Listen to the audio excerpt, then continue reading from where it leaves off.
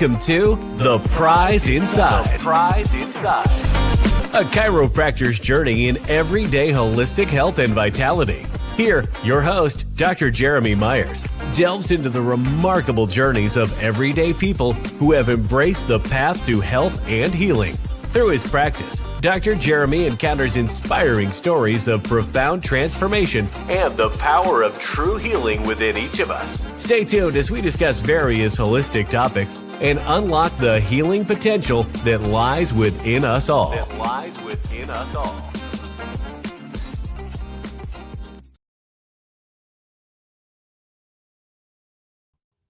All right. Welcome, everybody. Welcome to Whole Health Weekly. Tonight, we got a special guest, Kirsten. So this is going to be really fun from the Fermentation School, which if you're a listener of mine, let me make sure I put this. Yeah, so we're good. If you're a listener for a long time, you know it's probably like every other week I'm bringing up the website. And I forget I have like 2 of your books, actually. So I keep forgetting about that because I just try to tell them, you get on the Fermentation School. I'll try to get on here while we're talking or screen share it to see where you're at. But they have so many classes and it's so cut perfectly. So like if you wanted to learn one thing, the prices are good on each class. I've always thought that was the neatest thing. I got one I'm waiting on in my class. So I got to learn mozzarella. I have to do that. I must do that. But there's more than just fermentations, but some of the neatest things, and you'll get to learn like different dishes that are just ridiculously good. So with that, I would like to introduce you guys to Kirsten. She's over in so where did you say where you're at? I'm in the mountains of Southern Oregon, right above the California border. So the other side of the strait from Portland. That is so cool. So like as we go, I wanted to just the first thing is, the biggest thing is, how did you get into this? Because so for me, I tell people all the time, as a chiropractor, I kept seeing, it's kind of a hilarious story. Oregon had this many, many years before Michigan did, but when marijuana became a big deal, I was a little frustrated with you're going, oh my God, it's the only plant. And I go, it's an herb, it works, it's blah, blah, blah. But I feel there's better options. I feel that in the plant world, there's some other stuff out there. So in the way my brain works, when COVID happened, you didn't have a lot going on. So I ended up finding herbalism, and it was an easy transition to learning. So now I'm a registered herbalist with the chiropractic stuff, just to get people understanding like plants, just various things around you that you can grow in your yard. Like you can grow echinacea, make a tea out of it, and it has some kind of medicinal benefit, And so from then, I had a patient that would go out to the Oregon, do the roughing thing, and he was making dandelion leaf, soup, like when he was doing these roughing things. And I was like, oh my God, that's one of the best gallbladder detoxes in the planet. And it's a weed. And so from that, I couldn't stop learning about just those different plants. And that's when and then the gut bacteria stuff, which all my audience knows is like, it's been a study of mine for a while, and understanding that, fermenting things is better than any supplement in the market by leaps and bounds. It always has been. They can, y'all have all these supplements, but it's like pre and post and all that stuff. I'm going, if you just ferment, you have like such a bigger, vast array of answers for your stuff. So how did you get into it? Yeah, so I came into it over 2 decades ago. It began with abundance, as fermentation does, because it's ultimately it's how humans preserved food forever before there were refrigerators and any of the modern preservation techniques. And so my first ferment was actually cheese. We moved out to the mountains. We got some goats and yogurt, cheese. If you're getting gallons of milk a day or a week, you have to do something with it. Correct. And the property we moved to also had old apple trees. So then, come fall, we had bushels and bushels of apples, and we did, of course, a lot of applesauce and dried apple rings. Kids were little, so that was great. And then we got a cider press, and we froze some of that as just, apple juice. But, you know, how microbes work, they're in there, the yeast is in there, and that fermentation just wants to happen. And so eventually it took a little longer, but I realized I was canning all my vegetables, and I realized that it made so much more sense to ferment them because they stayed, crispy and fresh, especially the low acid vegetables. Like tomatoes are great to can, and you don't lose a lot of their structure, and they don't turn mush in the way that, say, a low acid food does. Like, if you have an abundance of, green chilies or peppers and you want to can them, you've got to put them in a pressure canner for like 45 minutes or whatever it is. And by the time you pull that out, you've got a nice, mushy pepper. And so with fermentation, you don't lose the vitamins. Instead, they're enhanced by the process, by the microbes. So yeah, it really came from that place. That is so cool because when you're looking at living organisms, so so chiropractic philosophy, the whole thing is really about, it's not, back pain, headaches, like a lot of people think. It's the innate intelligence of the body trying to do its best to do, what it needs to. So the job of that chiropractic situation is to rid us of the interferences, right? So you have thoughts, toxins, trauma. Those are the three major interferences that can happen.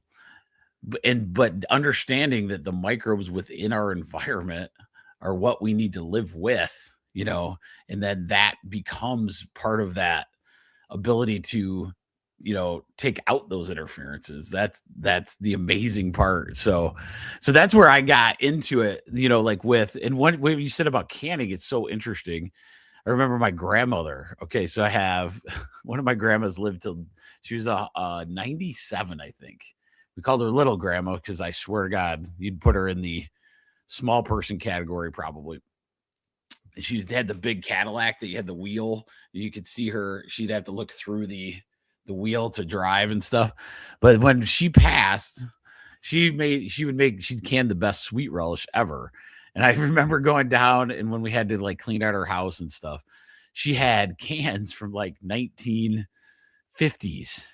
And, Wow. and it was like, and for me, that sweet relish was so good. It was almost like disappointing because I was like, oh my God, I could have been eating this stuff. Look at how much. Well, the neat thing about fermentation is it does have a nice, a good shelf life once you get it going. And then, but it also keeps it in your frame of mind where you need to eat it at some point, right? So then you're not filling your basement with like all these cans, which is not a bad thing. Like you're saying, tomatoes. And so the more acidic ones, maybe you do that with, but this way you're diving into these different ones. And then the stuff you were showing on your class. So for those that don't know, this is the lemon dill recipe.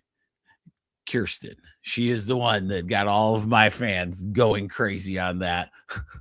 My office staff is hilarious because I burned through it. We burned through it pretty fast. So now we do the big mason jars and just do a couple cabbages at a time. And so it fits in your fridge really good.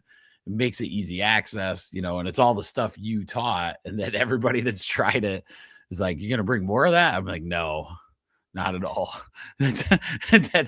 I'm really bad that way. But with that one especially, it was like it changed the game. Everybody kept thinking, okay, maybe the German kraut's not for you, but there's so many that you can like literally change the flavors. And that's why I loved now, did you create the fermentation school? Was that Yeah. your? It, Yeah. me and a friend of mine her name's Meredith Lee, and she and I became friends over the years on the kind of on the circuit, if you will, of teaching. She does charcuterie and butchery and sort of the meat side of fermentation. And yeah, so it was our COVID pivot. Suddenly all of the Right. a lot of traveling and teaching and all of that went away, and so we created the school, and sort of had the idea that um, all of us and all the women that we knew that were also doing this, could kind of group together and many voices lift one place for people to find all this information. Right. And it's been pretty successful, I'm guessing. It's Yeah, been good. Yeah. been great, and it's great to be able to help fermentation and people that want to learn fermentation in places where nobody is teaching a class yet. And Right.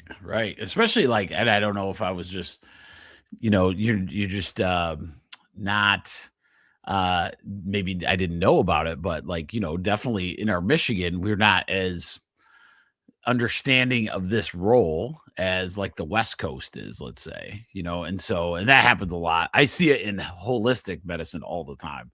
Like the West Coast people will have some new thing that you're like, ooh, that's going to be good when it gets here, like that kind of thing. And so fermentation, and just to have that access out this way.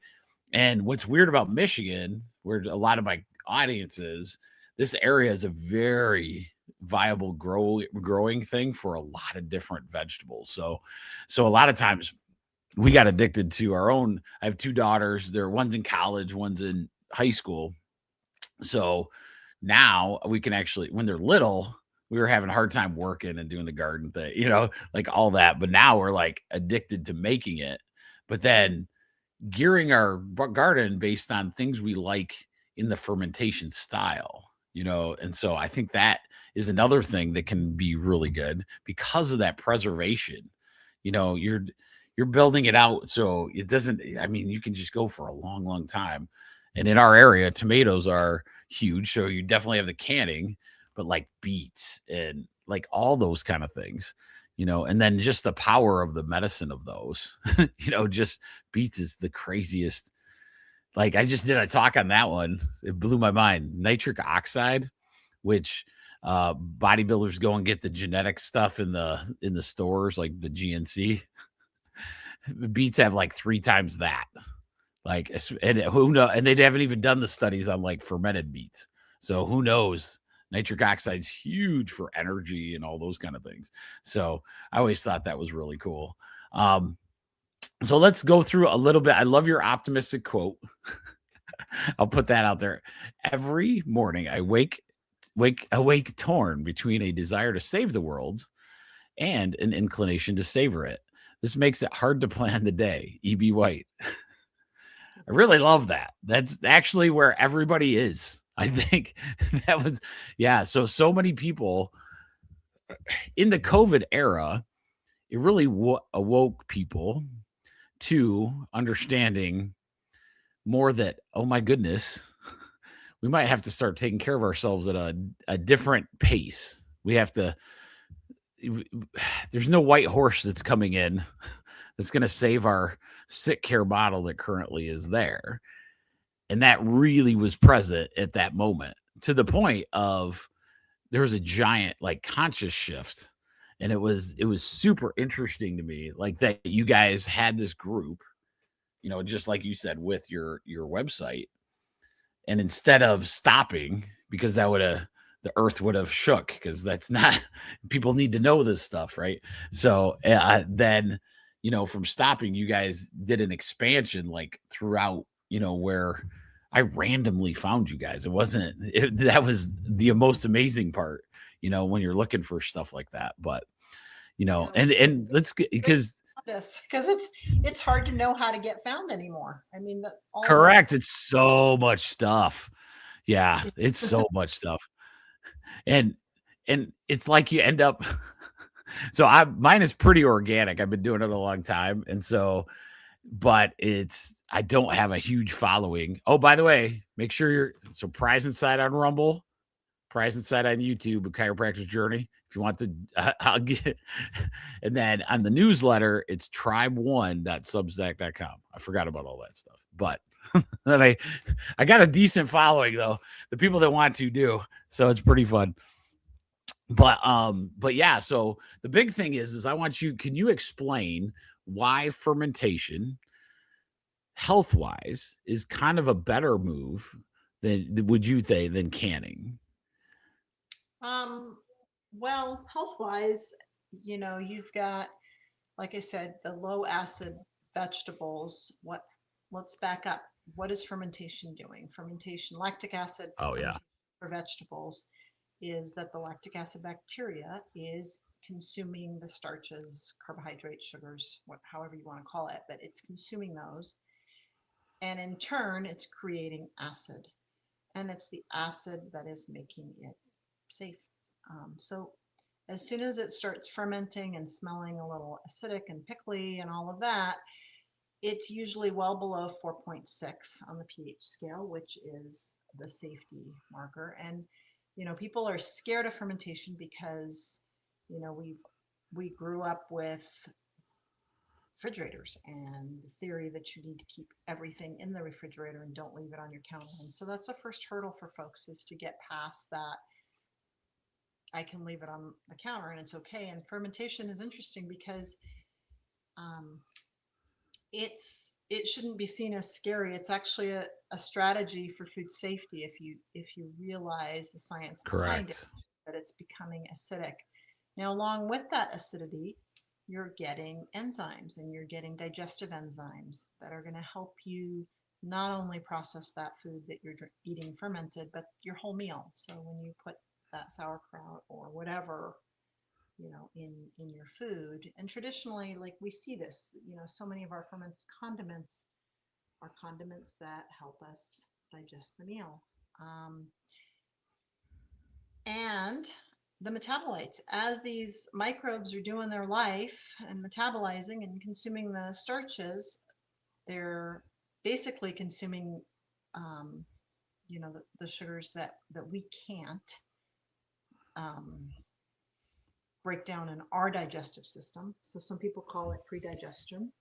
So what Mm-hmm. that does is it makes the nutrients in those vegetables more bioavailable. And so you think about, these foods are going down with these digestive enzymes.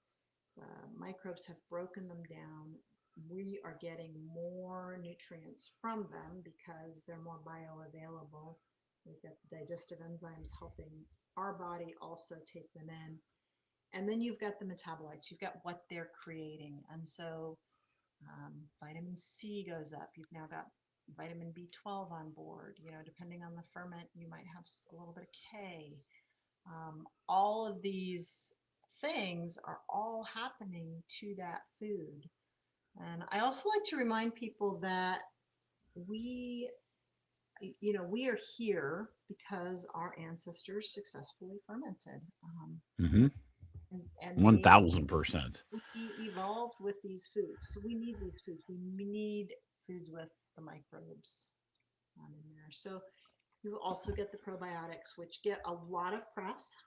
The probiotics are great, but I think the science that's coming out now is showing that it's those metabolites. It's all the short chain fatty acids. It's all those things that those microbes are creating as they metabolize and digest that food that we need for our body. And so the latest science coming out is actually mind blowing. And Yeah. everybody should be eating like six ferments a day, or 6 servings.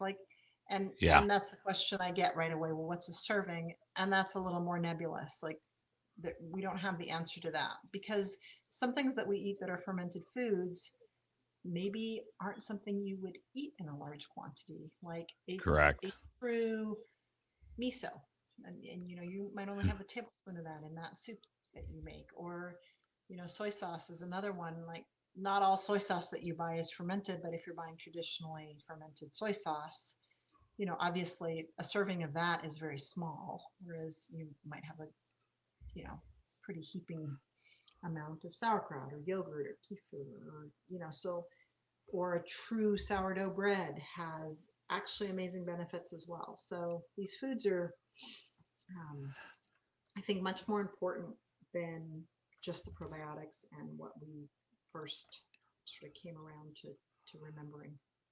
Yeah, when I was studying it, there was, and it's escaping me now, but there was one specific vitamin that I can't remember. It's almost only available via the action of fermentation, and I cannot remember what it is right now. But there, I think there's more and more of that coming out where, because we have to start thinking in terms of our digestive system isn't just the gut and the probiotics within it. You have a oral probiotic, you have a nasal probiotic or a gut microbiome, right? And you have to help that, and through these different, the different ferments, it's hard to guess at those. Like if you're saying, okay, I'm going to take, and this is one thing that gets people hung up in the herbals too. They're like, oh, this is good for this one lung thing. But when you're taking food that has this much activity and this much chemical processing that's good for you, like you're saying, the metabolites, and like that kind of blows my mind, is like where it's going. That's why I'm so happy you did this. I was like randomly reaching out to Kirsten. I was like, I don't know if this will work, but you're almost my furthest away. I had a lady from New Zealand as an interview too, but one of the big things is just understanding, our food is alive. We got to start there. We have to start in this beginning process. It's a communicate. So in my chiropractic world, there's this innate intelligence. That's this intelligence within us that has to communicate perfectly with the universal intelligence that's around us, right? So let's say when I use the example, I use like gravity, right? So innate versus universal.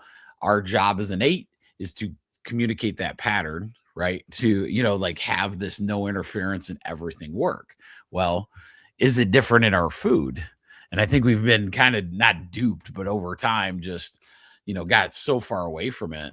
Like you said, I was just telling you, our Michigan, we had down in the southern part of Michigan, we had 1 inch of snow.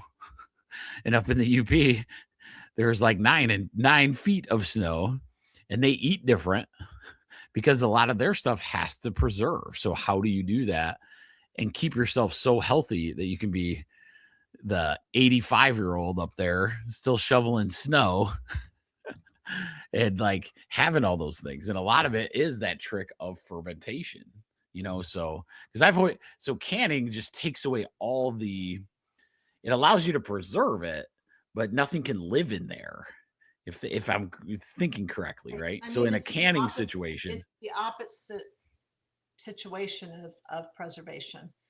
One is right, kind of letting the microbes have at it, and the other is making sure that they're all dead and that nothing. That's what I was wondering, like, so as they go through, because that's why you do the vinegar as well sometimes in the like a canning situation.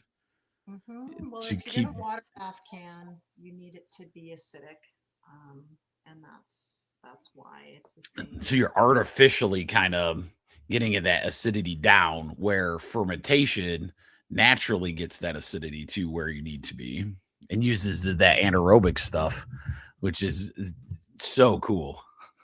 I always tell people the one thing I try to walk them through is like the gunk on the top is fine the first couple of times.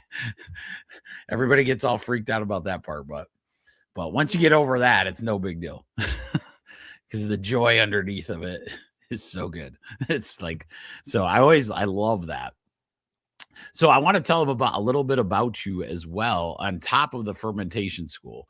So my first thing, guys, recommend highly is that you go to the Fermentation School and look through the things, the different classes. Kirsten just blew my mind. I didn't know you could make fermented soy sauce. I had no idea.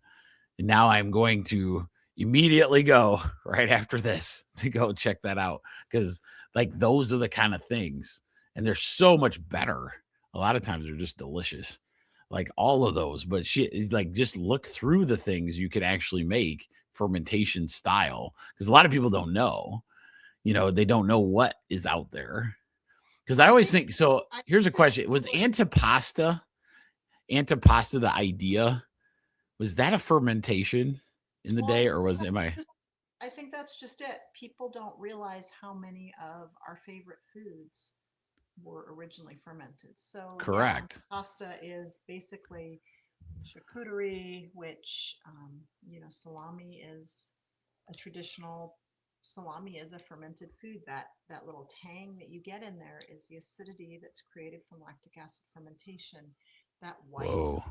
side is um, a type of filamentous fungus, a mold that's culinary and that helps with the preservation. It has the enzymes that's breaking things down. And so, I mean, you can name, I think, just about any food, and it actually has its beginnings in fermentation. Chocolate has fermentation in it.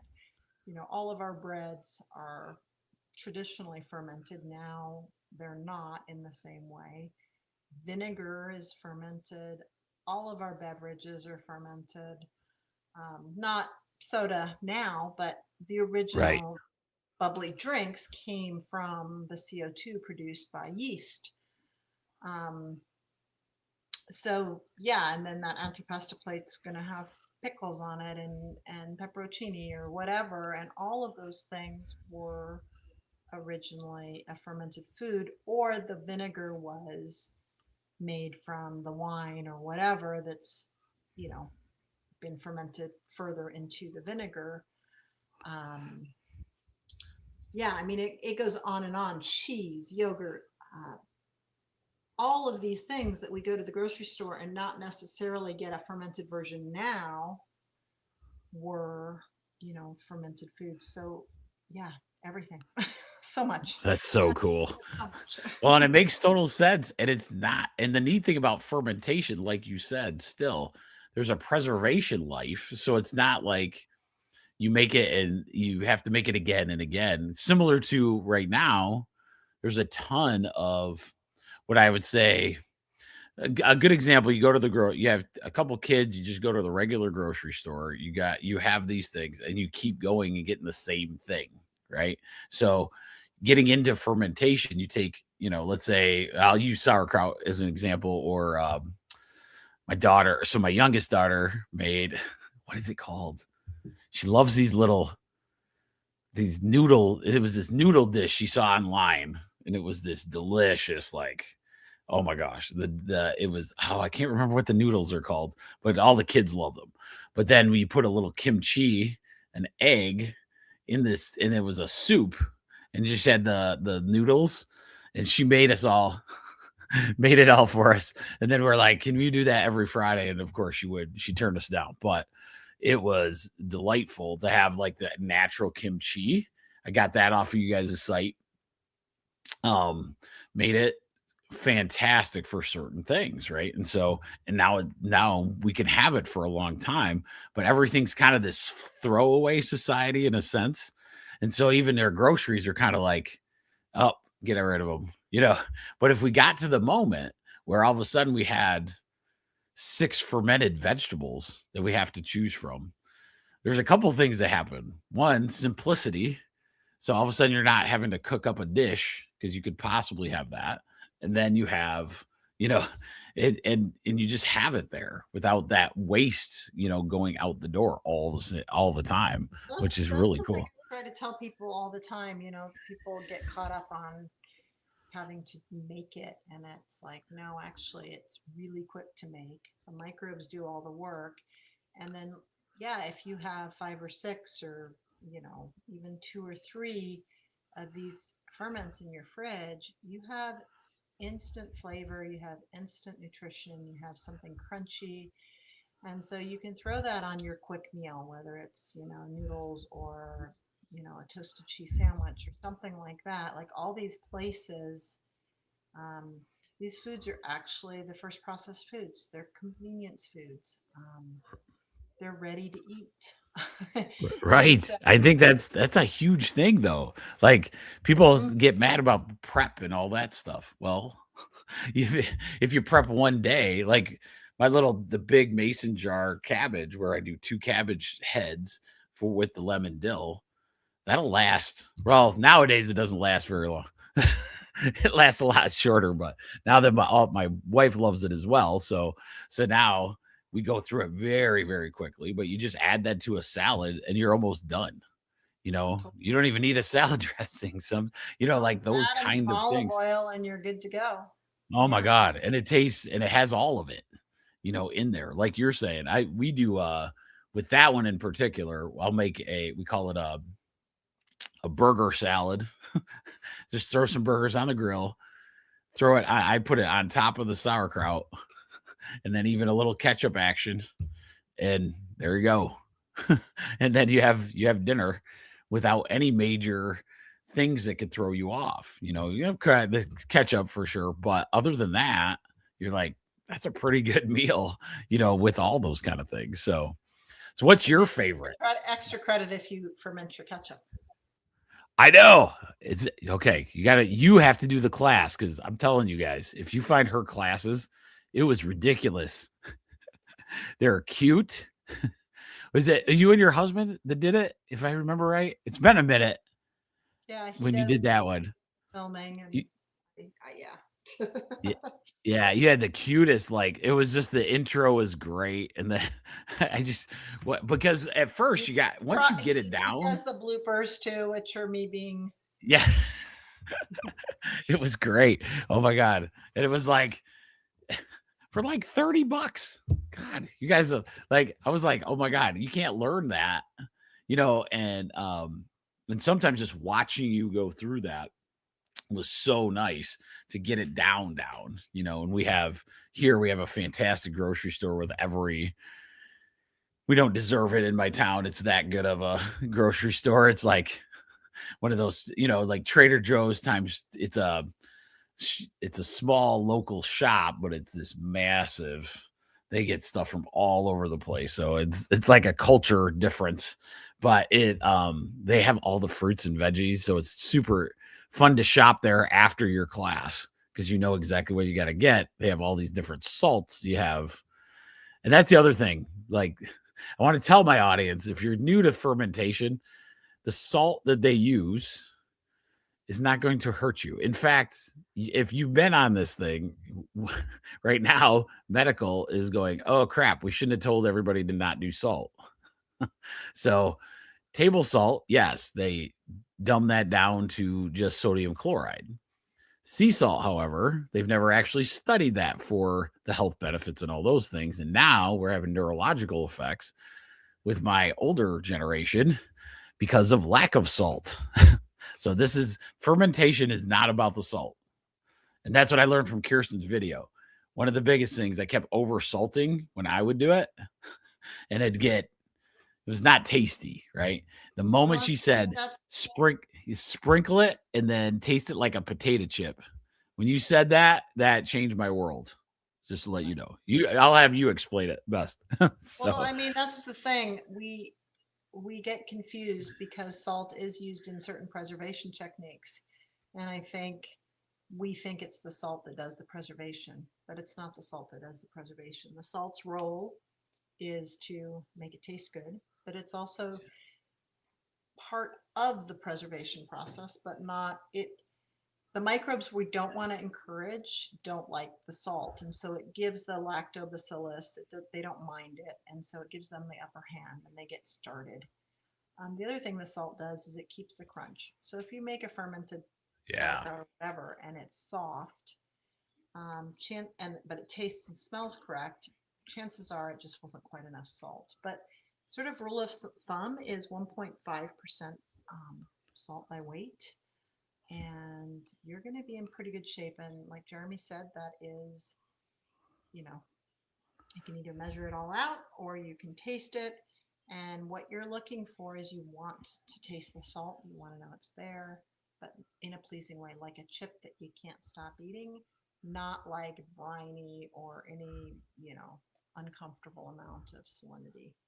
Yeah, exactly. And then once you learn that, you just take a little piece, right? When you're doing the process, take a bite of it. If it tastes like that, you could eat it as like what like Kirsten was saying, if you eat it like a chip, like you could pick up another piece, you're right on it probably, And then when that changed for me, then the taste and all those things started kind of exploding out of the ferment, like where, you're my first lemon dills, maybe not so great. And then once I got that down, you could actually taste the lemon. You could pull out the dill. It was like fantastic. And the other thing is understanding when to stop the ferment, like constantly checking on that, like that was a big thing because you don't have to keep it going fermentation wise, right?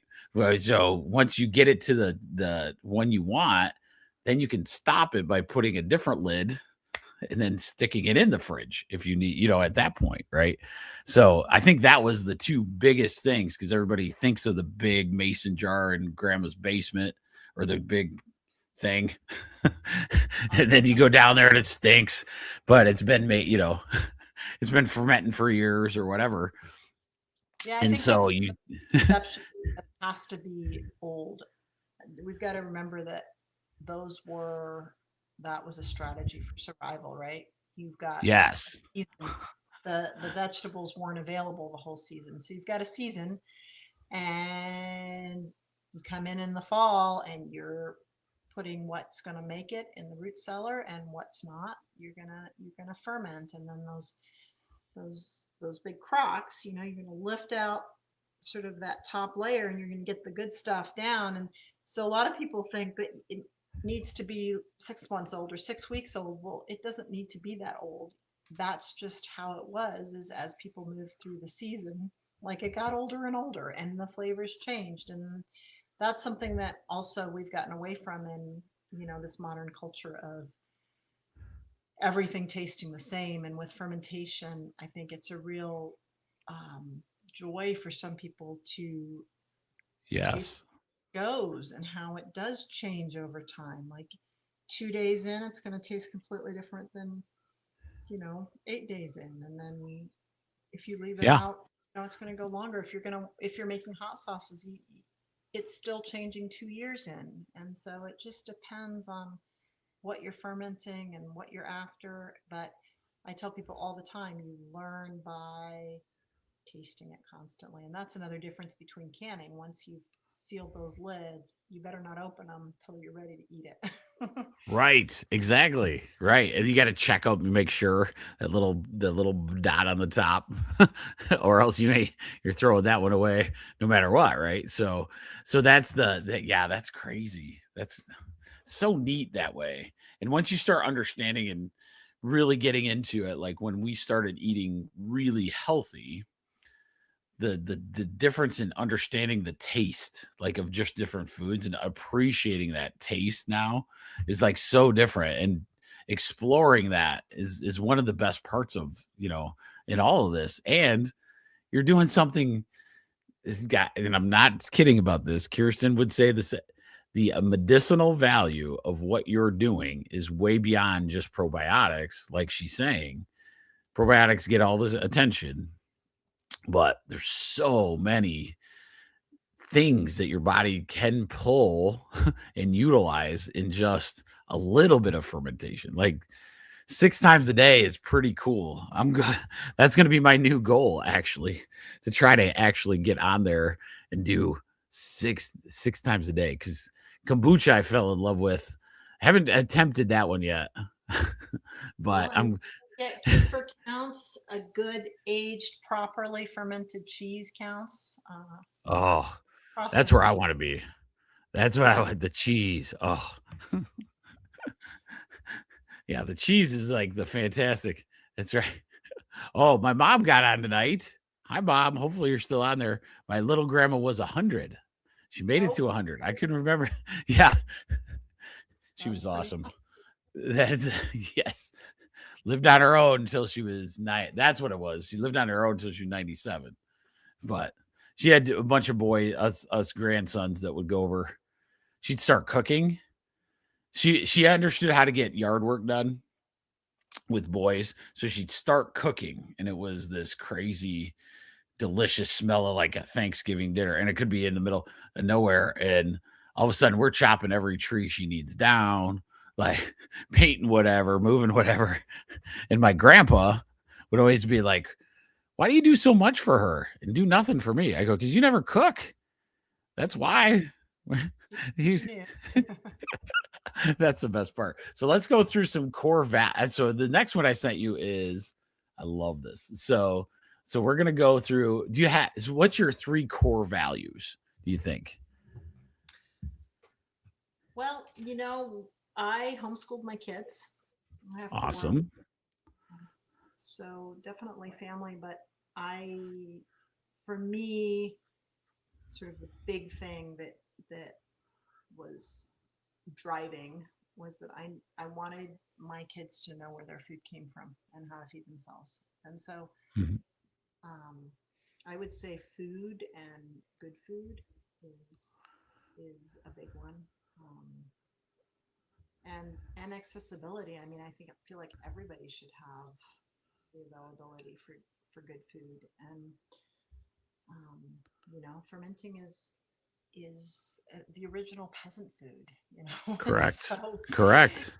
so I struggle sometimes because the way that industrialization has changed our food systems, Mm-hmm. it is hard because people can't find the cabbage, and cabbage is a cheap vegetable, and fermenting it costs nothing. And these are Correct. amazing foods that should be available. So I think, not only good food and my kids knowing how to get their food, and now my grandkids, but also like everybody. Like, to me, I would love to have, my personal goal is like a jar on every counter. Like, if we could all move back to just fermenting something, because I Correct. feel like,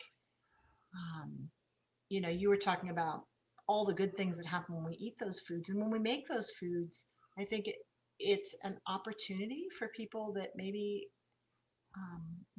never get to touch the ground, never have Mm-hmm. a garden, but they can still see nature in action. They can still see microbes at work. They can still see that we're not alone on this planet as humans. Like, there's some connectivity, and touching your food and all of that, like, brings that about. So there's just so much to me that is wrapped up in, a simple jar of something fermenting on everybody's counter. 1000%. And like where, and really it comes to that, like where, man, that was pretty profound. Like, so here's a good example. My wife and I we got 6 chickens last year for the first time. We had never raised.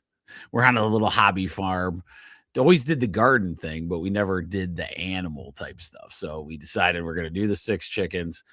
And one of the neatest things, yeah, the eggs are amazing. They taste nothing like what you do in the store. But to, bring them to the office and give them to a patient or my parents or my parents' neighbor, and the appreciation of just doing something like you want everybody to do that. And what it cost me, nothing. Like what you're saying, like fermented foods, and I see it with hunters, right? So like in my world, like these hunters are deer, and if you find an interest, all of a sudden they bring you venison that they've made, and it's their flavor, their seasoning, and just to see their brains go in that direction, it's like, man, where you have this hunter club that loves doing that and sharing. They really are, no matter what they'd say, they're this little old man group, let's say, of guys that just like to do that. But you can see all of them have this community. And I think if we could figure that out in a small jar of fermentation, or, because you can try mine, I can try yours. I've seen it with people that do kombucha. So kombucha, I bring it up like, oh, I love kombucha. Next thing I know, a patient will bring me in some. Well, who does that? People that love to create, right? And so I think if we started these kids at that age and learned the amount of stuff you'd learn just doing it, It's like the science of it. That's why the homeschool thing, man, you could just have your science lab as a fermentation, you know, that it's pretty obvious that's a lot of the science stuff that you need to know. But, growing, one of my biggest things in the prize inside is quit growing. I love flowers that don't do much, but why not just plant, native stuff around that you can get something out of all the time. And then once you do that, it doesn't even have to be a garden. You could have a bucket with cabbage growing in it. Who knows? But try one. Like what you're saying, just have that one jar on everybody's shelf, you know, because it's pretty too. A lot of people don't realize it's so decorative, actually. Like it's kind of cool. Like you go up there and you see it and you're like, it's actually beautiful. Like I always thought that was the coolest thing, adding the different veggies and different ones. It's just fantastic. Yeah, I've been known to spend entirely too much time arranging vegetables, cutting them into flowers, just for fun. I 1000% believe you, actually. So let's go into. So you said Kirsten. So Kirsten has written. You said 5 books, yeah. So that's cool. So what are the title? Well, first, what are the books that you have done? Well, so this is fermented vegetables. This was our first book, and it's been the most that's the one I got. bestseller. And I got to do a second edition, a 10th anniversary. That's what exact one I got. That one is in 6 languages, which is kind of fun. That's what all these are here. The second book was sort of taking that further into just going deeper into the condiments, and that's it's called Fiery Ferments. Even though like not everything's hot, or you can make it as hot or as not hot as you want. Oh, I've seen that one. Okay, really fun book. Third book was whole different thing, but miso tempeh natto and other tasty ferments.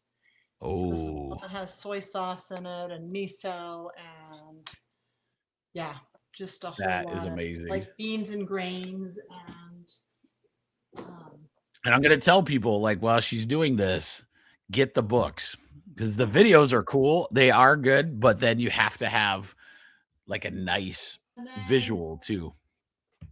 Like I said, we started out with cider here on our farm, or not started out. There was also the cheese, but so cider making. That's awesome. All cider. And then I wrote the vinegar chapter for the cider making book, and it got kicked out because it was too long. And it was all about apple cider vinegar, but then when it got kicked out, it got to be its own book, and this is homebrewed vinegar, which is everything like carrot, ginger, beet, banana, pineapple, corn cob, wine, cider, on and on. That is amazing. Okay, here's a cider question. So it doesn't have to be alcoholic, correct? Like you could make like a kid's cider, or is it because it's fermented, it's going to be? Well, it's how much yeast is in there and how much sugar is in there. So there's Okay. a correlation to how much sugar. That's why people take the sugar measurement when they're making alcohol. But like I will put kefir grains into just apple cider that is a sweet cider, and it'll get it slightly bubbly, and it will make a non-alcoholic fizzy drink for a kid. You can do that with grape juice, orange juice, doesn't matter. Okay. That's kind of a hack to a really simple fruit soda. It's still fruit juice. Because you're just doing it for the bubbly, you're getting some of that sugar is getting consumed by the microbes, and so the kids are getting some good probiotics and microbial stuff, and they're not getting quite as much sugar. But if all the sugar were gone, then it would be probably alcoholic. Right. The kefir's not going to do that. It doesn't have enough yeast to do that. Okay. So I do a lot with wild sodas and fermented sodas for things that aren't alcoholic. That's cool. couple classes on that at the school. One is it was a fun COVID class just to kind of get people outside, and it was finding wild yeasts in your neighborhood. So this time of year when apples are blossoming, or violets make a delicious wild yeast that you can use to ferment some other things. Yeah, Really? it's Oh, unlimited. yeah. That is awesome. So You you gotta actually travel. collect the Yeah. so talk to me about okay, so you collect the yeast off Hmm. of like okay. Flowers. What Yeah. how the heck do you do that? Well, you you need a little jar of apple juice, and what I use is pasteurized, just grocery store apple juice, and I'll put it Okay. in a sterilized little jar, not a big jar like this one, and then I'll put the blossoms in there and then tighten the lid. And yeah, after wild yeasts don't wake up as quickly as, say, bread yeast or wine yeast that you might purchase that's made in the lab, but they will. And you can, just like you were talking about with the canning, you kind of poke at that lid, and when it starts to, in this case, you want to have it dome up and create, Whoa. and then you open it up and you hear it, and they're doing their thing. And That's yeah, cool. it's a whole yeast is a whole rabbit hole you can go down as well, and have a lot of Well, fun. when I went down the herbal wood, I'm going down all of them. I got lots of years to still to Nice. I'll have a few. I know because it is worth it. It's just so neat watching, especially in the drinks. My audience knows I think fake sugar is might be the biggest poison in our planet Earth. We haven't talked about any of that, the different fake sugars that they've tried to mimic with all this stuff. I tell people all the time, there's a guy out west. He was like the number one getting rid of fibromyalgia. He was out by you, and I was studying him. He was a naturopathic doctor, and his secret was to get rid of fibromyalgia. He was like 95% effective. And what he did, he would take a blood test and check something, and I'm not sure what it was because he wanted to keep it to himself, I think. But he would check you for if you ingested high fructose corn syrup or anything of any of all the now it's all the fake names. They make up 27 different fake names for once they figure out that everybody knows what it is, then they just change the name. And so as they did that, he would just say, hey, if you touch it again, you're out. He'd just kick you out as a patient. So because of the way that works, so the fake sugar thing is your body just cannot do anything with it. And then it creates an immune system reaction that's ridiculous, and so, but we're so inundated with what I always noticed with like the kimchi, the kombucha, like a really good kombucha, like in a pop situation like Coke, that's literally designed to be addictive, right? And so it kind of tries to bypass whatever stops you from continually consuming it. What's interesting about having something with that kind of value, or like I call it like higher quality calories, is that you actually consume less of it, but it's still good for you. You know what I mean? So, but these other the chemical ones are designed so that you drink the entire six pack and have to go back for more, right? And that's one thing that gets us all tripped up. But once you start eating well, and that food's working for you, oh my goodness, that's it's kind of Yeah, wild. yeah, and kombucha is one you have to watch because it became so popular Yep. that not all kombuchas are. You want to look for raw and pasteurized. You want, if it's really sweet and really bubbly, chances are it's not. Yeah, it's got fake sugar in it to make You it want to good. look for those smaller producers, and there are all over the country. There's smaller producers, or make your own. But kombucha is one of those ones where you want to read the label. And sourdough bread's the same way.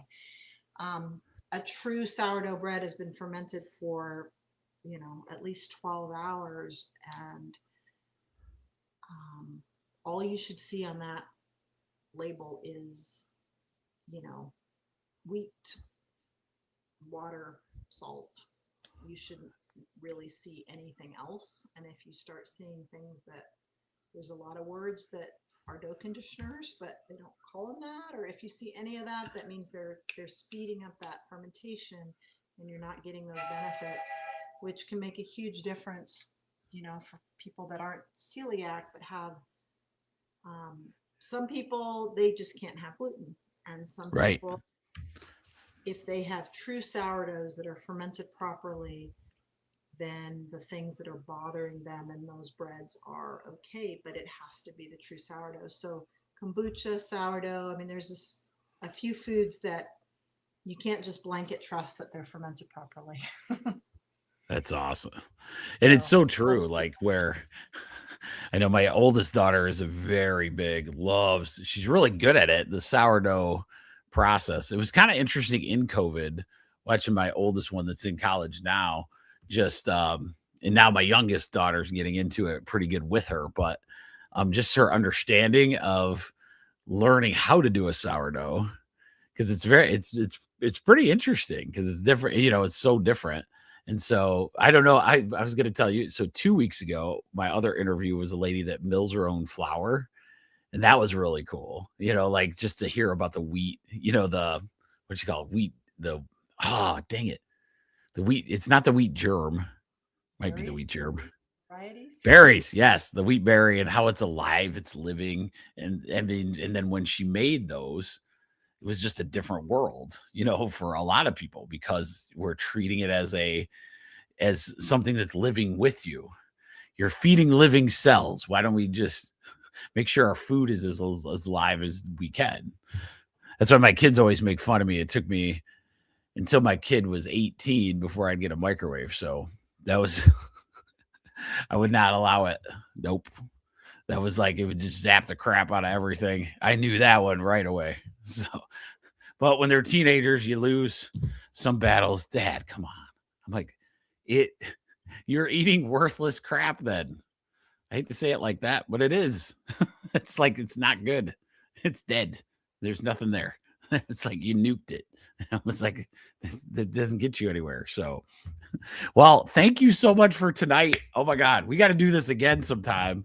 I might hit you up if you're good with it, but I want to give everybody your handles and stuff.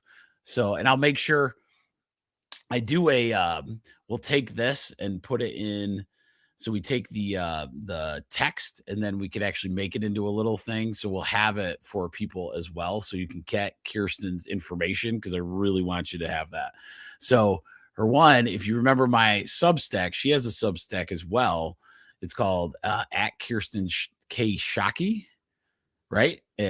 Oh no, this one is fermentingchange.substack.com, right? Yep. That's cool. So look up at Kirsten Shockey. You'll find it, but it's called fermentingchange.substack.com. Now that you all know mine, or hopefully you're on there for that. And then she has a website. She has fermentation.works. That's cool. I did not know that one. Now I'm going to go with that one. And of course, the Fermentation School, which is the one that I discovered her. You're a Substack person. The Fermentation School also has a Substack. Yes. So there's 3. Yes. I'm addicted to that, man. The Substack is nice. I could put this video in, you could put a newsletter in, you could do, and I just get it. If I can get it to the right people, then it's people that want to know what you're talking about, like, so they'll actually read this stuff, which is great. You're not hitting every person in my office that doesn't want to know that stuff. But this one, though, that Substack is pretty cool. I really like it. But so I really appreciate this. Thank you so much for doing it. And then, yeah. So is there any final thoughts from you? Go forth and ferment. Do it. You got this. Yes. and get really good at that. I'm telling you, the lemon dill, man, it'll change your life. I've been telling you all. I've been trying to show you. I suck at showing. But Kirsten's video will walk you through beautifully, and you will laugh at least a couple times at the very end, because the blooper thing, that was the best. I forgot until you said that. That was hilarious. you mess, because that's the reality. My first ferment sucked. So just remember that you got all this mess. You know, you're like, oh, it's filled that one a little too high. Yeah. There's stuff all over the place. It's like it's never ending when that happens. It's hilarious. I was like, there's that much liquid that came out, but it doesn't make sense. It's not, I stuffed it in there. It feels Yeah, like it's almost creating all those little air bubbles, pushing it out. But it does feel like it's just creating liquid. yes. It was like, holy crap! Like how the physics makes it throws your brain off. But just be ready for your first couple of ferments, and once you get it down, it's beautiful. So with that said, we are done for tonight. I appreciate you so much, and then we'll do this again someday if you're up for it. This was fantastic. So I appreciate it. Have a lovely rest of your evening. Yes, you too. Have a good one. Bye.